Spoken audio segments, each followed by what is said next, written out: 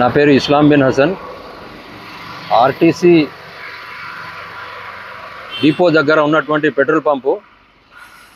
నేను ఈరోజు 12 గంటలకు పెట్రోల్ పోసుకున్నా. 200 పెట్రోల్ పోసుకుంటే వాళ్ళు రీడింగ్ మాత్రం 0 చూపెట్టి స్టార్ట్ చేసిండు. అక్కడ 200 రూపీస్ రీడింగ్ చూపెట్టింది, కానీ నా బండిలో మాత్రం ఒక చుక్క పెట్రోల్ పడలేదు. నేను ఇక్కడ ఉన్నటువంటి వాళ్ళందరినీ చూపెట్టిన టాకీ చూపెట్టిన పంపు నా బండిలో పెట్రోల్ చూపెట్టండి అని చూపెట్టినా కూడా వాళ్ళు ఎటువంటి మేము సంబంధం లేదు, మాకు రీడింగ్ చూపెట్టింది, మాకు డబ్బులు ఇచ్చేయాలని చెప్పేసి వాళ్ళు నా మీదనే ఇంకా రకరకాలుగా నాతో మాట్లాడారు.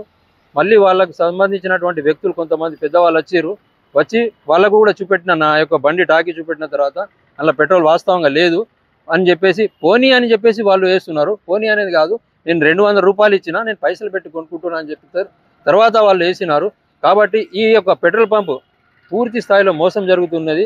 పై అధికారులు ఈ పంపు పైన చర్యలు తీసుకొని ఈ పంపులో జరుగుతున్నటువంటి మోసాలను బయట తీసి వాళ్ళను శిక్షించాలని చెప్పేసి నేను కోరుతున్నాను.